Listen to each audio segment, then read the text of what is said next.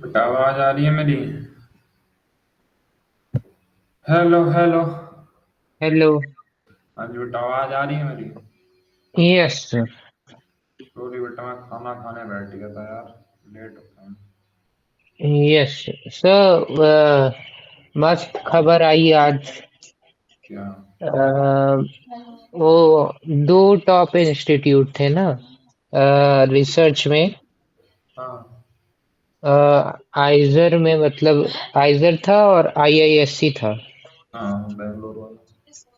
तो अब आईआईएससी का पहले सिर्फ नीट था और जेई मेंस था तरीका पहुंचने का। अब वो आईआईएससी का? Yes sir. वो तो सर केवीपीवाई के नाम से अपना अलग एंट्रेंस यस सर, एग्जाम वो देते केवीपीवाई बंद करवा दिए थे वो कुछ साल पहले। हैं। Okay okay. अब वो आई 80 में आ गए और वो दो ड्रॉपर ईयर्स के साथ आ गए। चलो बेटा, अच्छी बात, ले मजा। क्या ही यस सर। लीज लीजिए मजा। अब तुम्हारे साथ पास में 2 साल है, कम से कम करो भाई, मेहनत हो जाएगा। यस सर, लेकिन बोल रहे लोग अब कट ऑफ भी ज्यादा हो जाएगा मेरे को, लेकिन हालांकि कट ऑफ पता नहीं है क्या होता है। जो नीट की प्रिपरेशन कर रहा है ना 2 साल में, 2 साल में कुछ नहीं हो पाता। डोंट वरी, यस नॉर्मल चीज है। तुमको लग रहा होगा कि नीट वाले उधर घुस जाएंगे, बेटा नीट वाले उधर कुछ नहीं कर पाएंगे, डोंट वरी।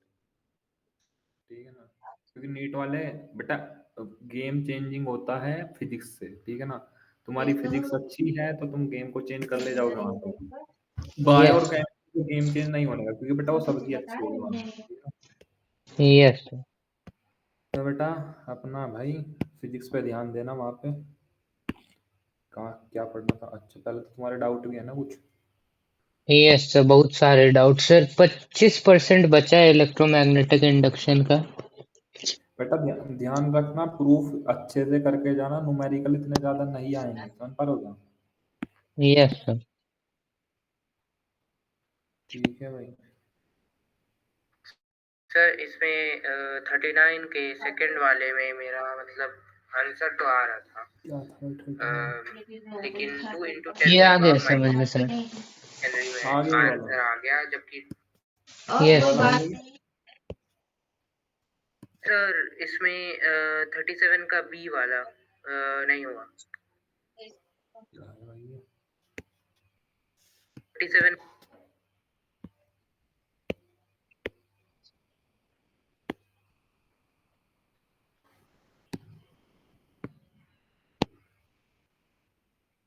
अरे यार, इतनी सारी पीडीएफ है, सेव भी नहीं करी अभी तक मैंने। रुको बेटा, इनको एक बार मैं सेव कर दूँ। किसकी है ये? सर वो पीडीएफ भेज दिया करिए। ओके बेटा, पीडीएफ भेज देंगे। ओ भगवान।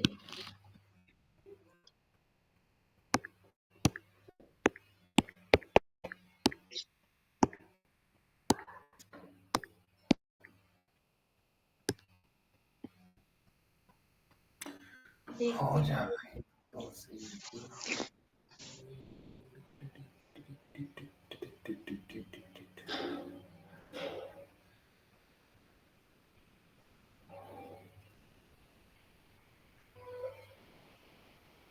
बेचारे मैथ वाले, उनको इसके लिए भी आना पड़ेगा। बायो के लिए भी आना पड़ेगा वाइवा, मतलब बायो का जो प्रैक्टिकल है। कोई बात नहीं बेटा, आ जाने तो क्या ही दिक्कत आ रही है। नहीं सर, वो उनका केमिस्ट्री का भी चेक, उनका भी चेक होगा ना केमिस्ट्री का। हम्म, आना तो पड़ेगा। कोई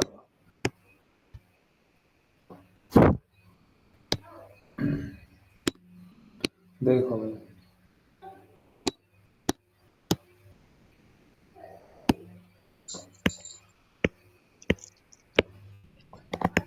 बस लग जाए यार एक बार, यहाँ से ये हो जाएगा ना कॉपी। कहाँ गया?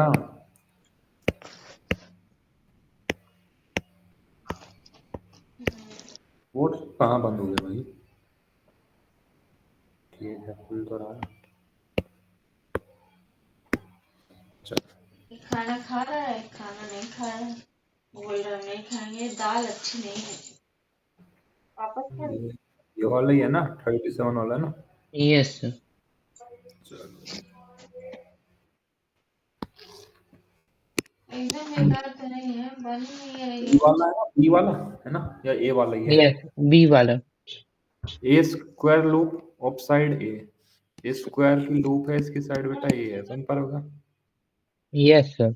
Carrying current I2 is kept at a distance x, इसमें बेटा सर I2 ये करंट पिछले चैप्टर का है क्या क्वेश्चन? थोड़ा यूज होगा। इसमें I2 ऐसे करंट घूम रही है, समझ पा रहे होगा? Is kept at a distance x दूरी पर रखा है, ठीक है ना? From an infinitely long straight current carrying wire, किसी बढ़िया तो में इसमें खा करंट है लेते I1 वाले में, इनफाइनाइट है, बहुत लंबा है, समझ पा रहे होगे? वापस कर दे। यस तो सर। बोले As shown in कि the figure, obtain the expression for the देखो resultant force acting on the loop। कितना फोर्स लगेगा इस लूप के ऊपर इस वायर की वजह से? देखो बेटा, इन आर्म के ऊपर कोई फोर्स नहीं लगेगा, समझ पा रहे हो? इन आर्म के ऊपर कोई फोर्स नहीं लगेगा, समझ पा रहे हो? सिर्फ इस यस वाली आर्म उस वाली आर्म पे फोर्स लगता है। किस फोर्स लगता है अगर बेटा आपको याद हो? म्यू नॉट I1 I2/2 पाई डी, याद है क्या बेटा? पता नहीं कौन सी दाल है, फोर्स कैसी इनटू दाल है। पैरेलल करंट ये वायर, बेटा देखो पहले ये चैप्टर है पूरा का पूरा क्वेश्चन, ठीक है ना? Yes sir. सर तो ये अगर दो पहले करंट कैरी, चैप्टर का ही क्वेश्चन है कि पहले चैप्टर से रिलेटेड है? चैप्टर का कोई लेना देना नहीं है इससे, ठीक है? तो यस सर। अगर बेटा दो पैरेलल वायर हैं, उनके बीच की दूरी d है, तो उनके बीच में फोर्स कितना लगता है? म्यू नॉट I1 I2 और 2 पाई डी, समझ पा रहे हो? बोलो हाँ। Yes sir. देखो जरा ध्यान से हाँ, देखो, वो पेपर ऊपर वाले की को तरफ देखो। करंट जा रही है बेटा, इस रीजन में बताना किस डायरेक्शन पेपर में वाले मैग्नेटिक फील्ड को आएगी? लिख के दे रहे हैं। मैग्नेटिक ऐसे ही, फील्ड। ऐसे है, ठीक है ना? यस अच्छे सर। से जब भी दे दो। अब ये जो वायर है बेटा, ये मैग्नेटिक फील्ड में करंट कैरी कर रहा है क्या? बोलो है ना, समझ पा रहे यस हो? सर। तो अगर कोई वायर रखा है जिसके अंदर करंट मूव कर रहा है और वो मैग्नेटिक फील्ड के अंदर रखा है, उसमें बेटा फोर्स लगता है I L क्रॉस B, याद है क्या? समझ पा रहे हो? सर एक मिनट, तो क्या L क्या क्रॉस, बोले? बेटा अगर कोई करंट कैरिंग वायर किसी मैग्नेटिक फील्ड में रखा है तो उसमें फोर्स लगता है equal to I L cross B, समझ पा रहे हो? Yes sir. तो ये करंट कैरिंग वायर ही है, इसको एक वायर मान लो, तो इधर की तरफ L क्रॉस B करोगे तो बेटा इसमें फोर्स इस डायरेक्शन में आएगा, समझ पा रहे हो? हाँ, यस। अच्छा जी, कितनी बात क्लियर है क्या? यस इस सर। पे फोर्स बताओ, क्योंकि करंट तो इसमें भी जा रहा है, इस पे फोर्स देखोगे तो बेटा इस डायरेक्शन में, हाँ सॉरी, L क्रॉस B करोगे तो ऊपर वाली डायरेक्शन में आएगा, समझ पा रहे हो? बोलो समझ पा यस रहे हो? सर। इस पे देखोगे फोर्स L क्रॉस B करोगे तो इस वाली डायरेक्शन में आएगा, समझ पा रहे हो? बोलो हाँ। Yes sir. इस पे देखोगे L क्रॉस B करोगे नीचे वाली डायरेक्शन में आएगा, समझ पा रहे हो? अब जरा ध्यान से देखो, यस सर। जितना इससे फोर्स लग रहा होगा इतना इससे फोर्स लग रहा होगा, तो इन दोनों वायर कैंसिल आउट हो जाएगा, क्यों हो जाएगा देखो? लेकिन जितना इससे फोर्स लग रहा होगा इतना इस पे नहीं लग रहा होगा, क्योंकि बेटा मैग्नेटिक फील्ड जैसे जैसे वायर से दूर जाओगे तो मैग्नेटिक फील्ड भी क्या करेगा? डिक्रीज करेगा, समझ पा रहे हो? Yes sir. ध्यान से देखो, F = I L cross B आता है, B की वैल्यू कम होगी तो फोर्स की वैल्यू भी कम होगी, समझ पा रहे हो? Yes sir.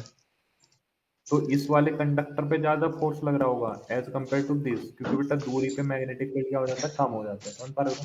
अब आप बोलोगे यस सर दूरी तो इधर ही है, अगर आप इस पॉइंट पे इधर की तरफ जितना फोर्स लग रहा होगा, इस पॉइंट पे भी तो इधर की तरफ इतना ही फोर्स लग रहा होगा, समझ पा रहे हो बेटा? ऐसा पूछ लो। इस पॉइंट पे ऐसा पकड़ोगे, पूछिए। क्योंकि दोनों पॉइंट बेटा जस्ट अपोजिट है, समझ पा रहे हो? ये वाला पॉइंट और ये वाला पॉइंट, है पूछ ना? लो बेटा।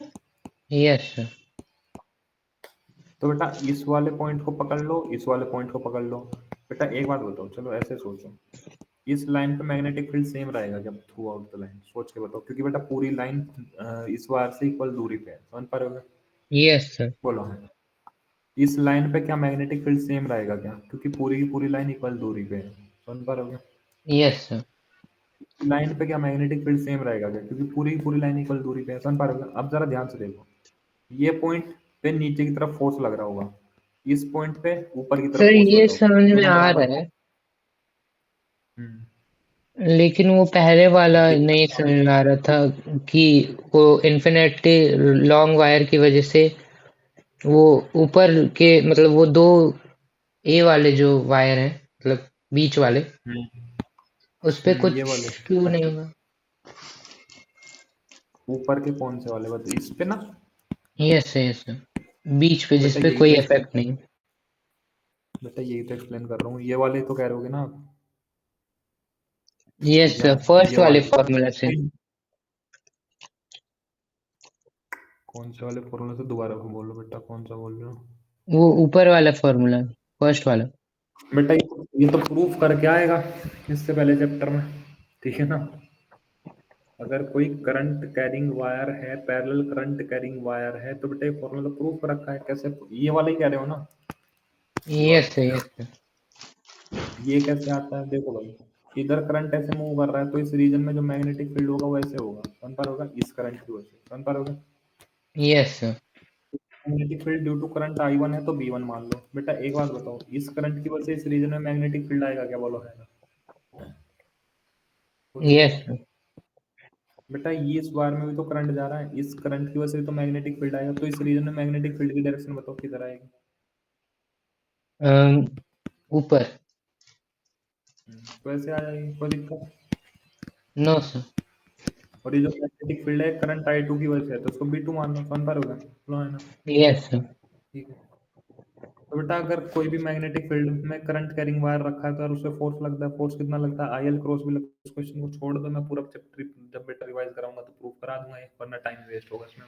यस ये वाला चैप्टर मतलब ये पिछले वाले में हो जाएगा तो छोड़ देते। हाँ, पिछले वाला चैप्टर जब आपका रिवाइज होगा तभी समझ पाओगे इसको। अब वैसे तो मैं बोलता रहूंगा, तुमको नहीं समझ में आने का कुछ। यस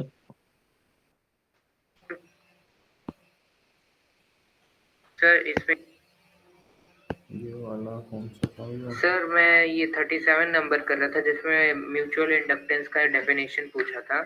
इसमें मैंने मतलब पहले जब मैं पहली बार क्वेश्चन अटेम्प्ट कर रहा था तो लिखा था mutual inductance is a phenomenon in which EMF is induced in a circuit by changing the magnetic flux of a neighboring circuit।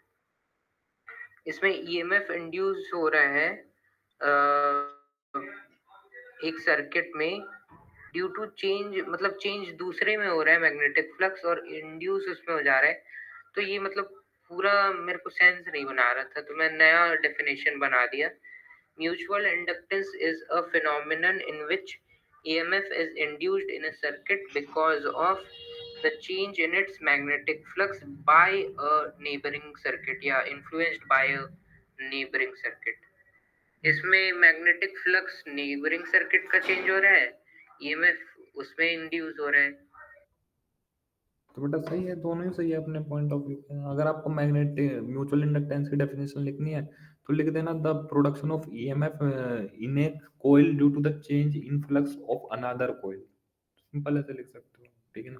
एक कोइल के अंदर EMF का इंड्यूस होना दूसरे की वजह से, दैट्स कॉल्ड म्यूचुअल इंडक्टेंस। समझ पा रहे हो? ठीक है, दोनों डेफिनेशन सही है आपकी, कोई भी यूज कर सकते हो आप। समझ पा रहे हो? यस सर्किट कोई यूज कर लोगे तो ज्यादा बेटर रहेगा। समझ पा रहे हो? यस सर, लेकिन सर्किट में वो आ जा रहा है ना, कॉइल भी आ जा रहा है और सोलेनॉइड वाला भी आ जा रहा है। बेटा कोयल जो है वो सोलिनॉइड की तो कोयल है, सोलिनॉइड को ही तो कोयल बोलते हैं। यस हम्म, सर ये इसमें मैं 36 क्वेश्चन में two concentric coil circular coils और एक्स एंड वाई उसका रेडियस वगैरह दे दिया, N1 N2 दे दिया और are placed coaxially with centres coinciding. तो मैं समझ रहा हूँ कि भी ऐसा होगा, लूप्स दोनों कंसेंट्रिक। और फिर ऑब्टेन करने को बोला है म्यूचुअल इंडक्टेंस, तो मैं ये वाला फॉर्मूला लगाया। फिर बी बी का लेकिन मेरे को समझ नहीं आ रहा, बी की वैल्यू तो ये नहीं दे सकता, म्यू नॉट एन आई वाला, ई वाला तो। कोयल ही गलत बन रखी है। Yes sir. कहाँ पे है क्वेश्चन?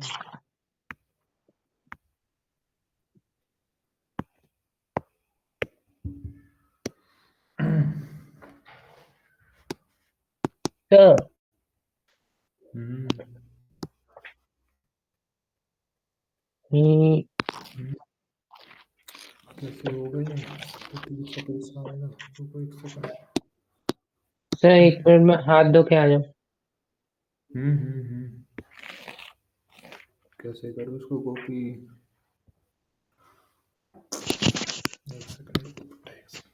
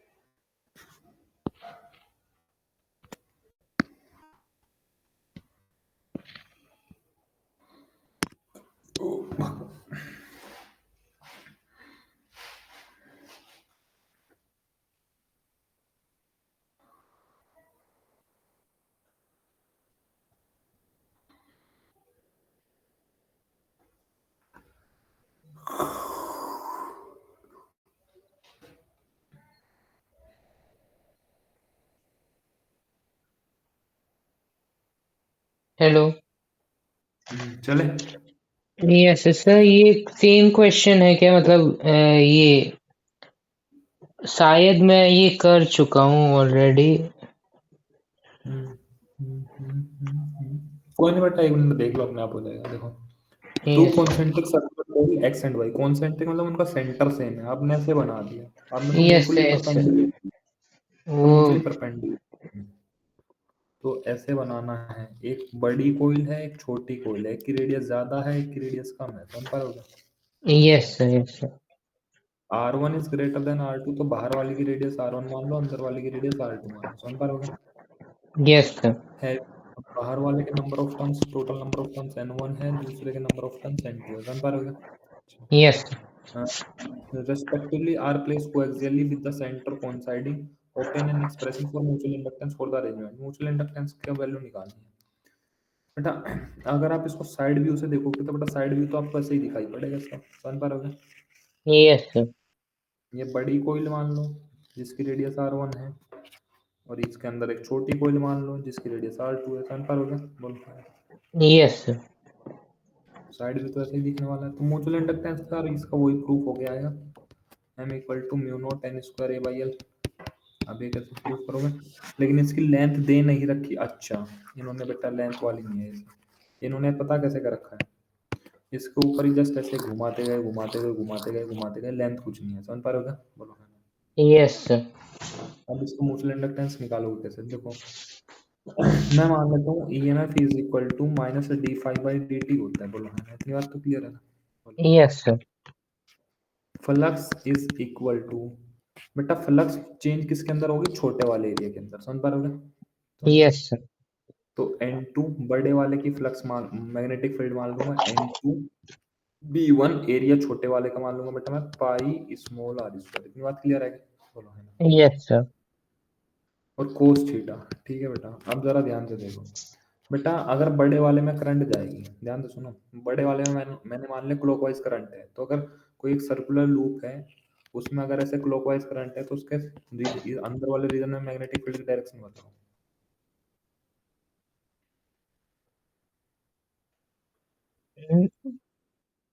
बोलो मैग्नेटिक फील्ड का डायरेक्शन बेटा, ये फॉर्मूला था ना, mu not I by north. North नहीं बेटा, क्लॉकवाइज करंट है ना, तो अगर क्लॉकवाइज करंट होती है तो अपनी फिंगर को कर्ल करो इन द क्लॉकवाइज डायरेक्शन, समझ पा रहे हो? यस सर तो बेटा नीचे मतलब मैग्नेटिक फील्ड ऐसे आएगा, समझ पा रहे हो? यस इस सर पूरे रीजन में मैग्नेटिक फील्ड ऐसे आएगा, हमको बाहर वाले से कोई लेना देना नहीं, इस वाले से, इस वाले रीजन से लेना देना है, समझ पा रहे हो? यस सर तो थीटा बनेगा भाई यहाँ पे 180 डिग्री, समझ पा रहे हो? यस सर क्योंकि इसका अंदर वाले लूप का एरिया वेक्टर बाहर की तरफ है और मैग्नेटिक फील्ड अंदर की तरफ है। तो फ्लक्स की वैल्यू आ गई N2B1 pi small r square कोस 180 डिग्री माइनस 1। इसको बेटा यहाँ पे रख लो, समझ पा रहे हो? यस सर EMF इसको ऐसे इधर लेके सोल्व करेंगे। EMF equal to minus d by d t N2B1 pi, N2B1 pi ये सही कर चुका हूँ मैं। R2 square minus one, minus से माइनस ये कट जाएगा, तो ये हो जाएगा बेटा d by d t N2B1 pi R2 square. समझ पा रहे हो क्या? अब जरा ध्यान से देखो यस सर। बेटा, मैग्नेटिक फील्ड बड़े वाले कोयल की वजह से है। तो अगर बेटा कोई भी कोयल है और उसमें आई करंट मूव कर रहा है, तो आई करंट मूव होने की वजह से उसका जो मैग्नेटिक फील्ड आता है अंदर वाले रीजन में, वो mu not I by 2R आता है। समझ पा रहे हो क्या? बोलो। Yes sir. लेकिन इसके नंबर ऑफ टर्न्स भी आगे बड़े वाले कोयल के N1 है, तो N1 mu not I by 2R हो जाएगा। समझ पा रहे हो क्या? बोलो है ना। Yes sir. तो बेटा यहाँ से EMF की वैल्यू क्या हो जाएगी, डी बाई डी टी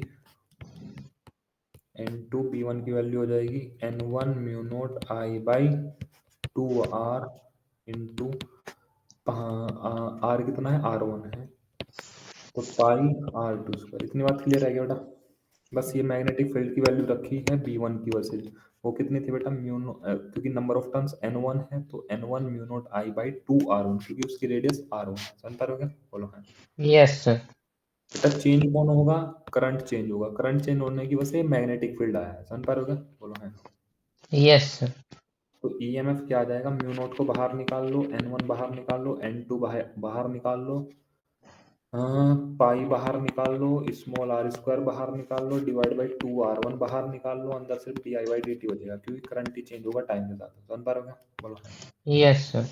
ये पूरा का पूरा म्यूचुअल इंडक्टेंस है। समझ पा रहे हो क्या? Yes sir. कोई दिक्कत? No sir. अब वो बोल रहा है the magnetic flux link for the coil Y. Coil Y के अंदर कितना मैग्नेटिक फ्लक्स लिंक हो रहा है, मतलब कोइल वाई कौन है, छोटे वाली। समझ पा रहे हो क्या? When the yes sir. Current I flux through the change, आपको पता है ना EMF is equal to d phi by d t भी होता है। समझ पा रहे हो क्या? बोलो। Yes sir. इतना फ्लक्स तो ए कोइल के अंदर चेंज हुआ है। Total number of turns Y के कितने हैं, छोटे वाली कोइल के N2 है। समझ पा रहे हो? तो yes EMF sir. N2 D phi by d T हो जाएगा क्या, और ये जो निकल के आया ये भी EMF के बराबर है, तो यहाँ से इसके बराबर लिख लो। समझ पा रहे हो? Yes sir. D I by d T. समझ पा रहे हो क्या? डी टी से डी टी कट गया, बोलो है ना। N2 से N2 कट गया, कोई दिक्कत बेटा? ठीक है। No sir. तो फ्लक्स में चेंज कितना आया था, magnetic flux linked with the coil Y, कितने फ्लक्स में चेंज है, इतना चेंज है। समझ पा रहे हो क्या? बोलो है ना। समझ पा यस रहे सर। हो? आंसर देखना इसका कितना आ रहा है फ्लक्स का change.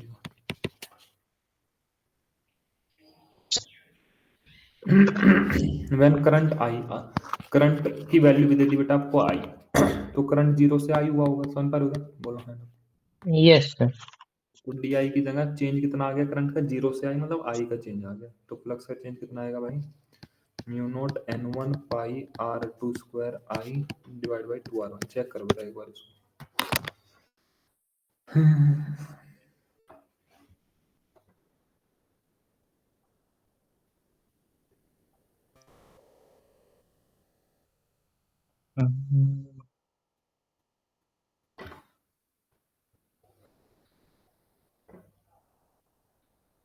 Mu naught by 4 pi 2I pi R2 का होल स्क्वायर बाय R1। पाई तो है पाई, दोबारा बोलो क्या बोला, क्या है बोलो। Mu naught hmm by 4 pi hmm into 2I hmm by 2I into pi R2 का होल स्क्वायर। ये है ना। नहीं सर, पाई का भी स्क्वायर है, पाई मतलब होल, और बाय R1। हमारा क्या है, वो किताब वाले पागल होंगे तुम्हारे। म्यू नॉट N1 पाई हमारा है बेटा mu naught N1 pi R2 square, pi R2 square I divide by 2R। अब जरा ध्यान से देखो, इस पाई से पाई कट जाएगा, बोलो है ना। समझ पा रहे हो? Yes sir. इस 2 से 2 कट जाएगा, तो ये आएगा mu not I pi R2 square divide by 2R1। समझ पा रहे हो? Yes sir. अब हमारे यहाँ पे नंबर ऑफ टर्न्स n1 ज्यादा आ रहा है। अच्छा,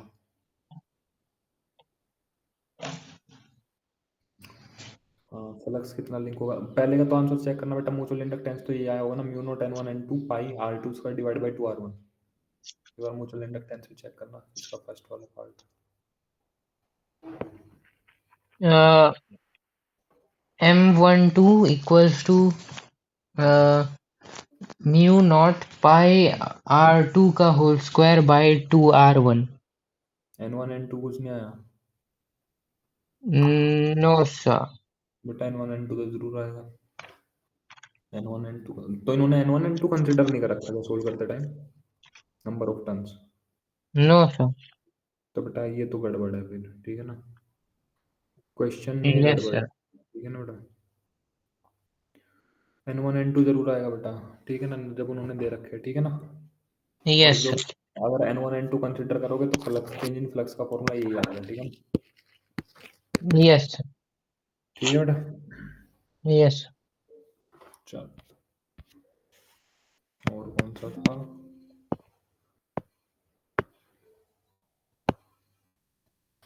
सर ये 33 नंबर में m की वैल्यू दी है, डेल्टा i की वैल्यू दी है, डेल्टा t की वैल्यू दी है, r की वैल्यू दी है। इसमें डेल्टा i मतलब 4 एम्पियर से 0 एम्पियर में जाता है, तो -4 एम्पियर लिख दिया मैं डेल्टा i। और फिर उसके बाद मैंने वैल्यू निकाल ली -0.4 वोल्ट का।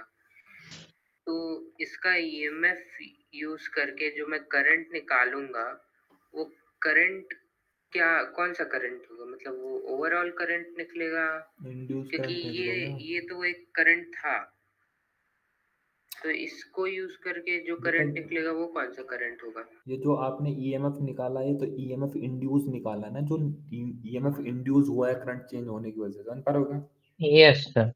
तो जो करंट निकालोगे अब आप उस ईएमएफ को यूज करके, तो I equal to delta V by R, उस ईएमएफ को यूज करके तो निकालोगे ना, बोलो जान पा रहे हो? Yes sir. तो जो ईएमएफ इंड्यूस हुआ है, तो वो इंड्यूस करंट ही निकालेगा, जान पा रहे हो क्या? बोलो है ना, यस सर। बोले। और सर माइनस में आ गया, करंट में माइनस में लिख दिया, -4 एम्पियर। कोई बात नहीं बेटा, माइनस में लिख दिया, आपका ईएमएफ माइनस में आ जाएगा, लेकिन जब आप करंट निकालोगे बाद में, जैसे I equal to delta V by R लगा के निकालोगे, तो उसमें वहां पे बेटा करंट को पॉजिटिव में रखना है, वहां पे ईएमएफ नेगेटिव में नहीं रखना आपको, समझ पा रहे हो? Yes sir. ईएमएफ आई नेगेटिव में आ जा रहा है, कोई सर इसमें ये क्वेश्चन कर दीजिए सर। कौन सा कौन सा सर ये क्वेश्चन 33 भेज दो नंबर बेटा, में यस क्वेश्चन सर। भेज।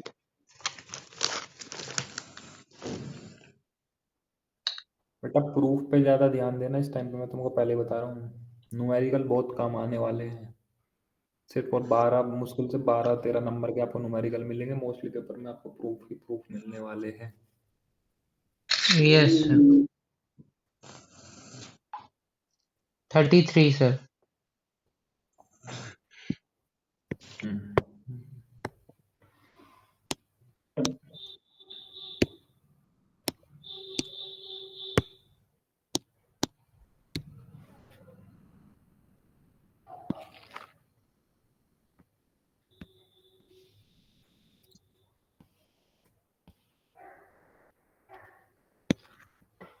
चले।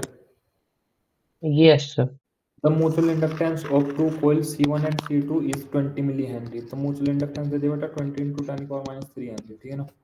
In a coil yes C1 sir. the current change from 4 ampere to 0। तो बेटा डेल्टा आई कितना है, 0 - 4 ही लिख लो, चलो -4 एम्पियर हो गया, समझ पा रहे हो क्या? बोलो yes sir. equal to 0.2 second। If the resistance of the coil C2 resistance with आपको 4 ohm, then the charge flow through it per second, कितना चार्ज फ्लो किया होगा, समझ पा रहे हो क्या? बोलो है ना। Yes sir. ईएमएफ देखो, d delta phi by delta t आता है, समझ पा रहे हो क्या? बोलो yes sir. Is equal to M d I by d t आता है, समझ पा रहे हो क्या? बोलो हाँ। तो यस सर। मत क्लियर है, अब जरा ध्यान से देखो। सर इसमें तो बिग चेंजेस है ना, तो वो हाँ डी डेल्टा तो फाइव, कोई दिक्कत नहीं बेटा, डेल्टा फाइव कोई दिक्कत, नो सर। ठीक है जी, करंट में चेंज है, ठीक है ठीक है ठीक है। अब जरा देखो, बट ये जो ईएमएफ आया है इससे मैं V equal to I R होता है, समझ पा रहे हो? Yes sir. तो जो ईएमएफ इंड्यूस है इसकी वजह से जो करंट इंड्यूस होगी आई इंड्यूस इनटू आर लिख सकते हैं, समझ पा रहे हो क्या? बोलो। Yes sir. बेटा आई को हम क्यू बाई टी लिख सकते हैं, flow of charge per unit time, समझ पा रहे हो क्या? बोलो। Yes sir. तो बेटा जो ईएमएफ इंड्यूस आया है यहाँ पे बेटा मैं चार्ज डिवाइड बाई टाइम लिख दूंगा, बोलो, है ना? समझ पा रहे हो क्या? चलो यस सर। ज्यादा दिमाग में लगाओ, पहले ईएमएफ निकाल लेते हैं, कोई दिक्कत नहीं था, वहां से निकाल लेंगे, ठीक है ना? अब जरा देखो यस ध्यान सर। से देखो, यहाँ पे minus M delta I by delta t कर लो, कोई दिक्कत नहीं है। माइनस एम की वैल्यू कितनी दे रखी है? 20 इंटू 10⁻³ डेल्टा आई की वैल्यू कितनी है? -4। डेल्टा टी की वैल्यू कितनी है? 0.2। समझ पा रहे हो क्या? इससे कर, यस सर। हाँ, पॉइंट हटा लो, ऊपर 10 लगा लो, 2 से 10 पार कट जाएगा, 2 जीरो हटा लो, 10⁻⁻1 लिख लो, समझ पा रहे हो क्या? Yes sir. तो 10⁻⁻1 तो ईएमएफ आ गया 0.4 वोल्ट। इतनी बात क्लियर है क्या? बोलो हाँ। Yes sir. तो ईएमएफ ये जो ईएमएफ निकल गया है इंड्यूस ईएमएफ निकल गया है, हमको पता है I equal to B by R होता है, that is equal to C by R. EMF आया 0.4 वोल्ट, रेजिस्टेंस कितना है? 4। तो बेटा 0.1 एम्पियर आएगा, समझ पा रहे हो क्या? बोलो। Yes sir. I equal to Q by T is equal to 0.1 ampere, तो Q equal to 0.1 into time कितना लगा? 0.3, ठीक है ना? तो क्यू इक्वल टू 0.02 होना चाहिए बेटा आंसर। हाँ हाँ हाँ, कैलकुलेशन में अगर मैंने मिस्टेक नहीं करी है तो बेटा हाँ इक्वल टू ईएमएफ तो 4 वोल्ट ही आ रहा होगा ना, 0.4 ही आपका भी? क्या सर? ईएमएफ 0.4 वोल्ट ही आ रहा है क्या आपका भी? यस सर, मेरा भी 0.4 और 0.1 करंट, फिर क्यू 0.02 आता है। मैं दोबारा दिमाग लगा लेता हूँ। हाँ मैं तो बेटा यही चीज हूँ, चाहे ऐसे घुमा लो चाहे ऐसे घुमा लो।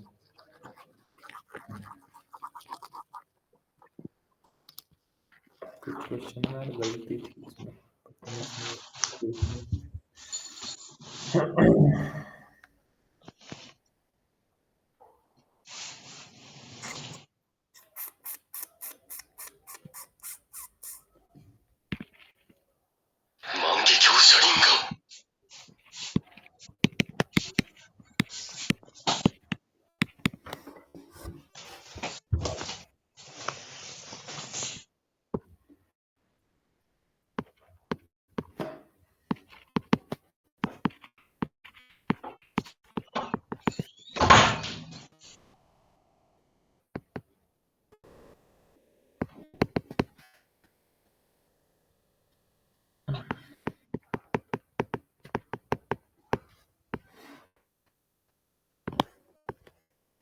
बेटा वही आएगा, 0.02 ही आएगा, आंसर गलत है इसका। Yes sir. सर इसमें डी बता रहा है, मैं क्लोजेस्ट भी लगाने का ट्राई किया। नहीं डी नहीं आएगा बेटा, डी नहीं आएगा। सोल्व करके दिखा रखा है क्या? एक मिनट।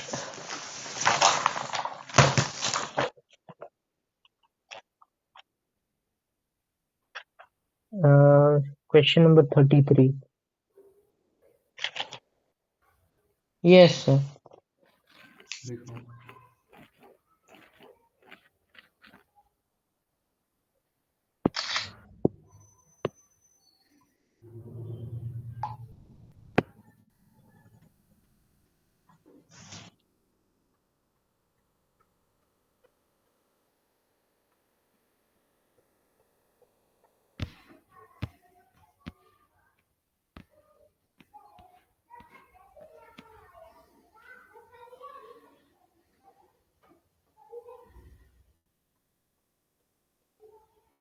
सर